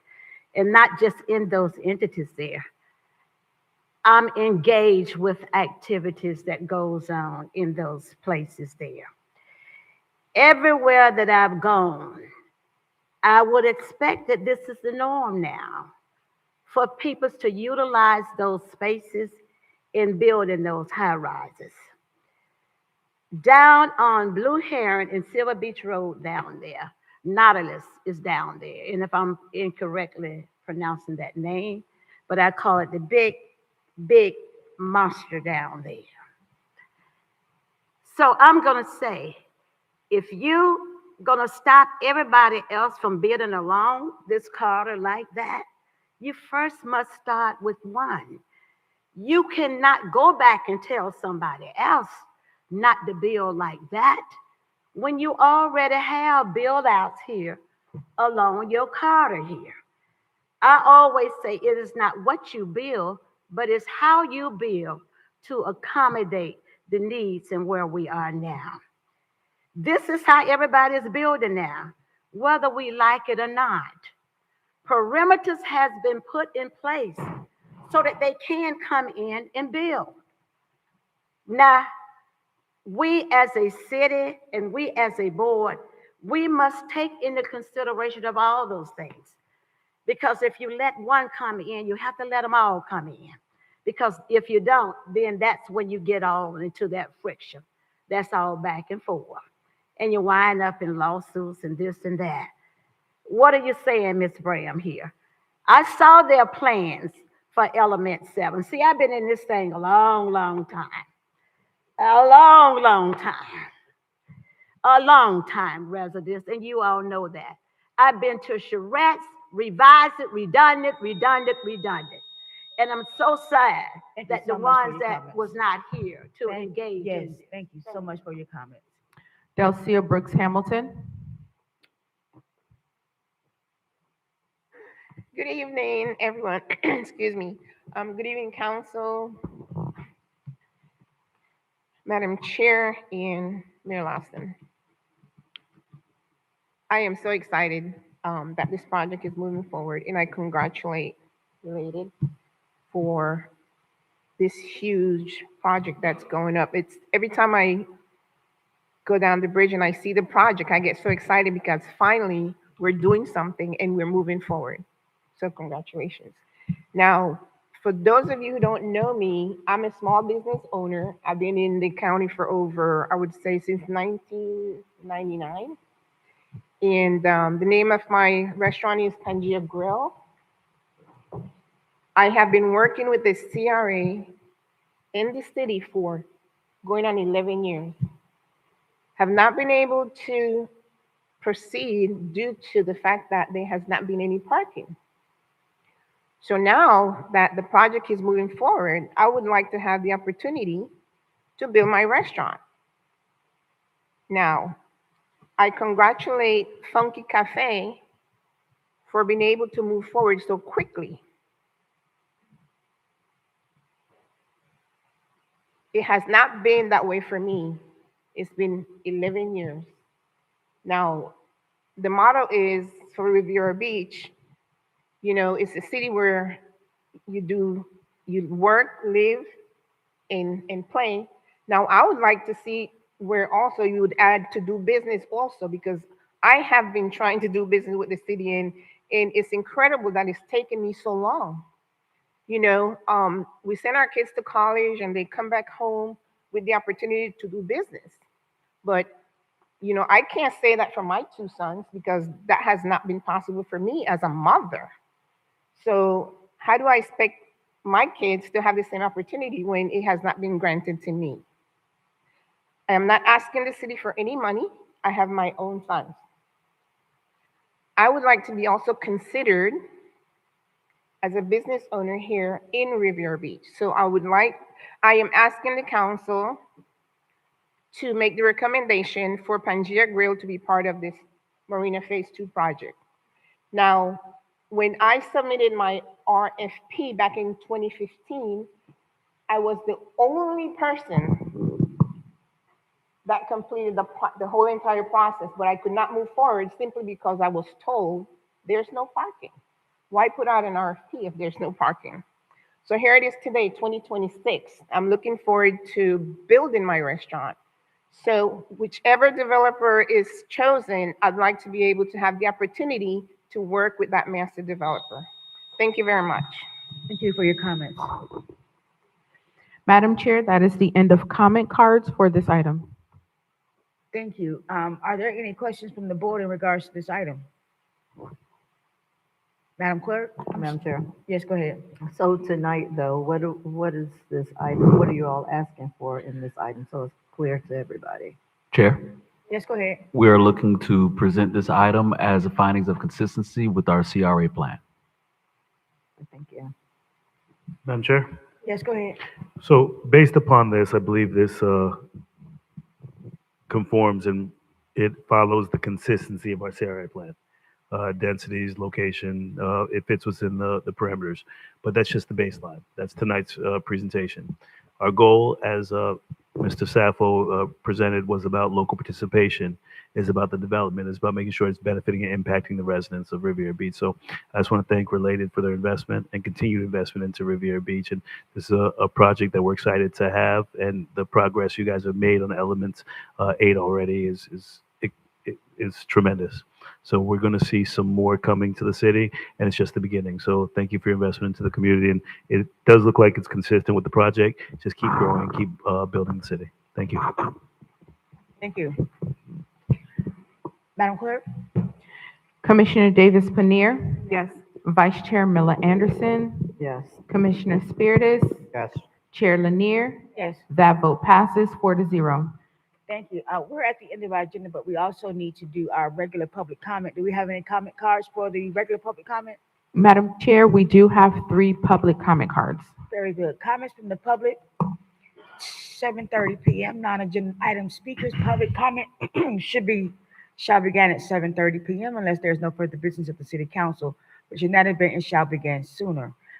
In addition, if an item is being considered at 7:30 p.m., then comments from the public shall begin immediately after the item has been concluded.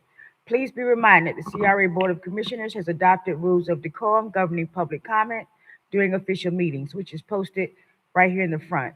In an effort to preserve order, if any of the rules are not adhered to, the commissioner chair may have any disruptive speaker or attendee removed from the podium, from the meeting, and/or the building if necessary. Please govern yourselves accordingly.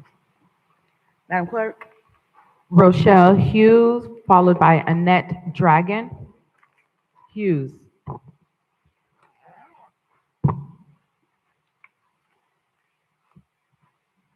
Good evening, board. I just want to make a comment. I want to make a shout out to Francisco over here. He reached out to me, which I thought was great, about this mobility plan kickoff workshop and getting it out to the, Lone Pine residents, and, how that can be done so that our community knows what's going on. And I think that's awesome. And I would love to see more of that, because there are things that go on that we don't know about until it pops up on Facebook for that day. It's that night. And I believe it has been talked about before in council meetings with better communication. And so I just want to commend him for reaching out, because I probably wouldn't have known about this until probably the day of, because I want to attend this. I want to, be a part of this. And I think you'll find more residents would if they knew about this stuff ahead of time, and if this is April 7th, it's, 2 weeks in advance. That's great, because now we know. So I just wanted to commend him, and also I just want to say that I'm not happy with the vote, because it is a downtown core and they asked for an exception to build 20 stories instead of keeping it in the downtown core. So I'm not really sure how that fits in, unless we're just going to be all about building 20 plus stories along the Marina and Blue Heron and over on Singer Island. And then we're going to keep asking ourselves, why are we flooding? Why is there beach erosion? And why is it so hot? Because as you take away green space and you put up concrete, there's nowhere for the heat to go, and there's nowhere for the water to be absorbed. And as we get more high tides and storms and whatever, you're going to see the sand go away too. And little by little, the buildings are going to start sinking, especially over on the island. And probably along here too, if we keep building them that high. So it's something to take into consideration for future development. Thanks. Annette Dragon, followed by Mary Bram. Hello again, everyone. Annette Dragon, Riviera Beach. I got a question. How much property does the city of Riviera Beach own, and where is all of the property located? Where do I find this information? Is it available on the city of Riviera Beach's website? I haven't found it yet, but I'd like to know, as I'm sure that there are dozens of small parcels that can be developed for residences for the residents that are not for the uber rich and don't have to be 20 stories or 30 stories or 15 stories high. Also, there's probably all kinds of areas around that could be converted into good parking spaces and also retail spaces. I'm sure that those of us who live on the west side would appreciate coming to shop on the east side of Riviera Beach from time to time if we could find somewhere to park. That's all. Thanks a lot. Mary Bram.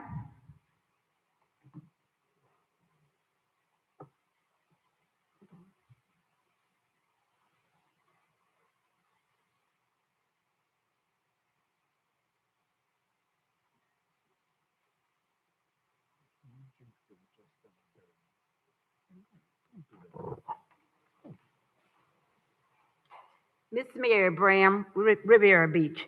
First of all, I would like to say I am sending heartfelt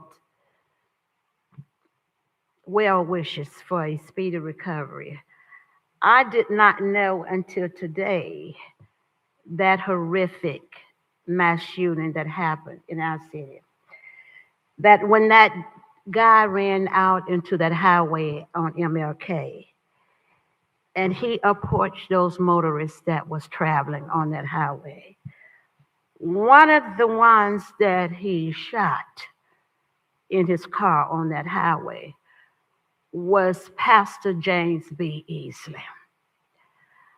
I was informed that today. I did not know that because I was not there that particular evening or whenever that happened. But today I was informed that he was one of the ones that the gentleman ran into the highway and shot in his car. I am completely taken aback about that. Why? Because Pastor Easley worked for this city here for decades ago. And not only that he worked, but he was one of those good employees that set examples and had his morals and his character intact. His wife, a true lady of the missionary, very active in the community. And they are some kin to the Goldwilds. They have extended families and stuff within our city. So I wanted to let everybody know who did not know that some of that went on, it touched a lot of our lives. So I am wishing them well as can be. Also on tomorrow, down at the Dunbar Village there, they are giving out free immunizations shots. They are located right down there in the Dunbar Village. I think it's off Tamara down on Grant Street. So parents, people get up, take advantage of it. It is free. So please engage in that. Also, what was done here tonight, like I have said, we have what Miss Bram has so many charrettes, so many renderings, so many everything. What I've always been engaged with every developer that comes into this city here. So it comes a time when we must look at things and move on and do those things that are necessary to do. Thank you So so I much. wanted to share that with you. Thank you so much for your comments. We're at the end of our agenda. Comments by the executive director? Chair, thank you. First and foremost, thank you for some of our public commenters mentioned about the mobility report. Like to go ahead and invite you all formally to our mobility plan workshop meeting that is happening April 7th. We welcome everyone in and outside of the CRA district.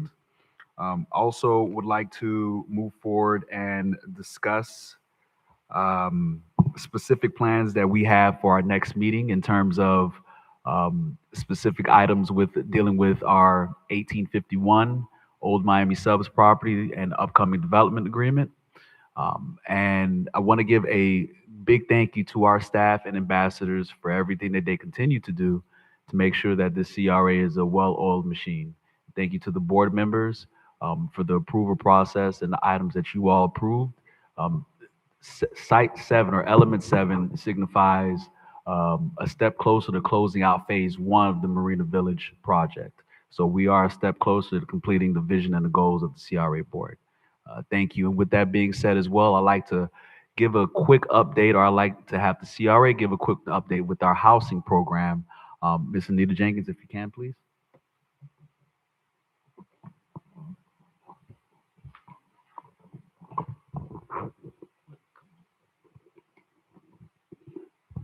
Thank you, Mr. Mercius and Madam Chair and Commissioners. Just to give you an update on where we are with our housing outreach. You heard Captain Meyer mention that the police are making a special effort to let our residents know about housing opportunities. The CDC and CRA staff have been reaching out to every department in the city. One of the goals that you all wanted was to make sure that our employees had an opportunity for home ownership in the various projects that are going on around the city. So we've been meeting with departments. We still have more departments to meet with, where we're telling all staff about home ownership opportunities, what it looks like, and how they might participate. We're also reaching out to every school in our city, and thank you, Chair Lanier, for helping to facilitate that in our outreach. And I would offer to you all that if you have any community group, homeowner association, church group, individuals who are interested in housing opportunities in the city, please let me know and we'll make sure that we get the information to them. We're not only distributing flyers throughout the neighborhood, we're on social media. We have several landing pages for the projects. We're meeting with partners around the county. We are meeting with county staff, county administration, realtors, everybody we could think of to let them know about our tremendous housing opportunities. And I just want to thank you all for the support, not only for our down payment assistance program, but just for the support to facilitate workforce housing development in the city of Riviera Beach. Thank you. Thank you, Chair. I yield. For our discussion by our general counsel. Thank you, Madam Chair. I've been in discussions with recent developments in the city. I've been in discussion with the city attorney on developing a policy regarding legal representation of council persons and board members.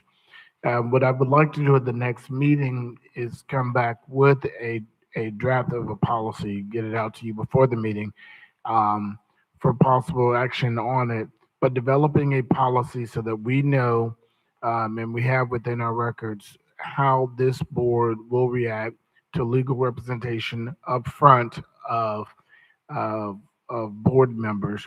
There's reimbursements, but also we want to look at the policy that I'm looking to develop will help alleviate cost early on for council persons. But it will be a policy presented in front of the board for the board to vote on.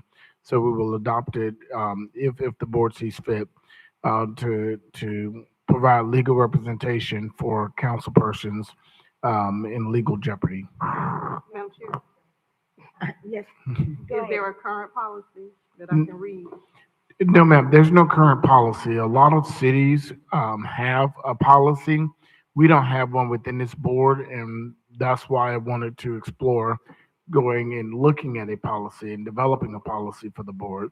There are criteria that the state of Florida requires, there's statute, there's attorney general opinions, and others that spell out exactly how an elected official can be represented, reimbursement, or monies up front. But there's no policy that this board has.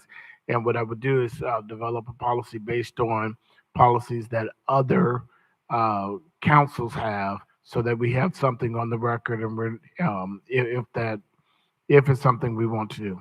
Follow-up, can you, before you present the policy, can you also include several different policies that other municipalities have? Yes, ma'am. All right, thank you. Yes, go ahead. That's what I was going to ask you, if you could provide samples of those that do the reimbursement and those that do it Upfront. upfront. Yeah. Yes, ma'am. All right, thank you. Okay, that's it.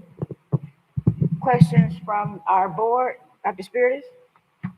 I'm just looking forward to moving ahead with 0 through 6 on the Marina project. I don't think we should wait too long to move forward on that.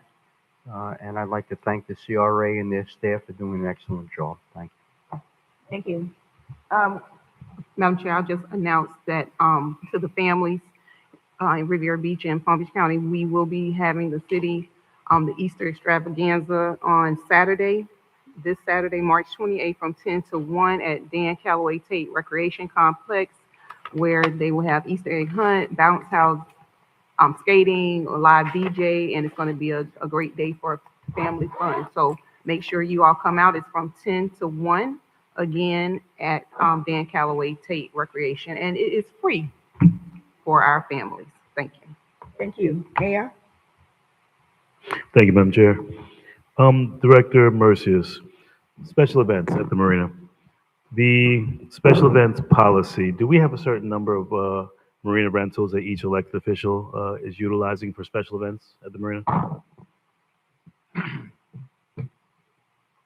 Chair? Yes, go ahead. I definitely need to take a look at that. I know we talked about that during the budget process, what allocated special event numbers that each board member, each elected official has. So I definitely would like to take a look at that.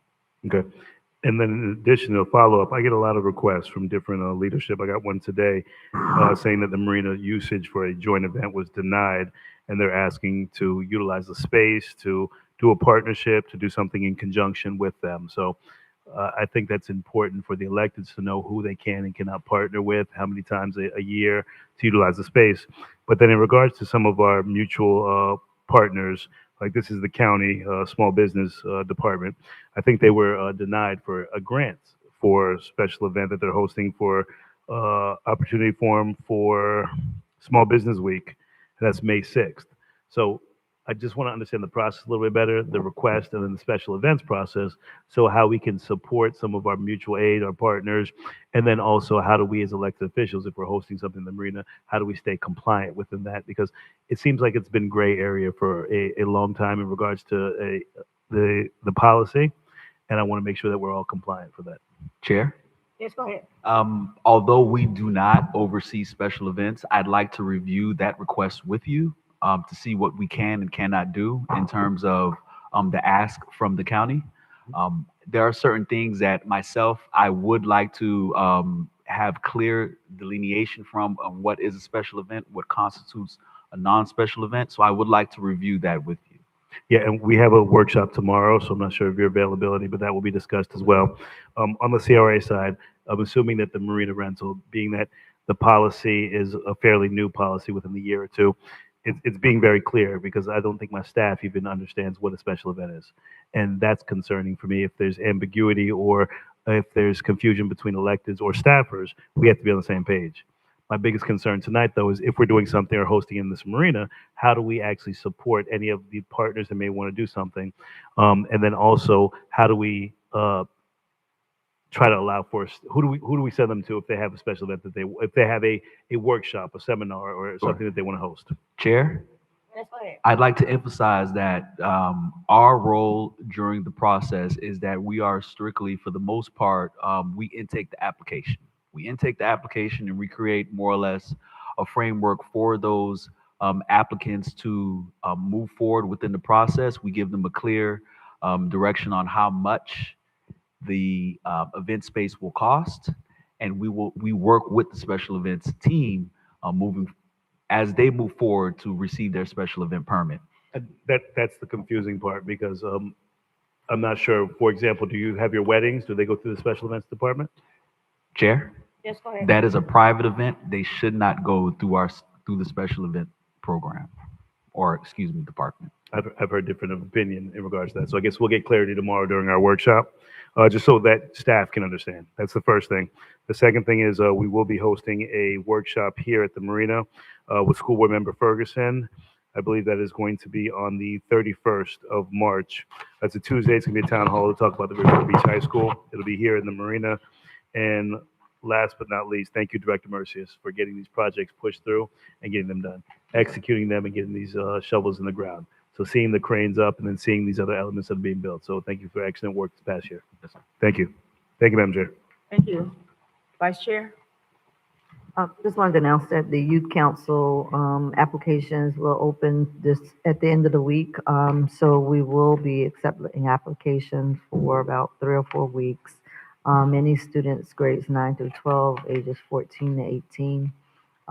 We will have several spots available because we do have seniors that are graduating, but our current council also needs to reapply as well. So I look forward to those of you submitting applications. Thank you. Thank you. This meeting is adjourned.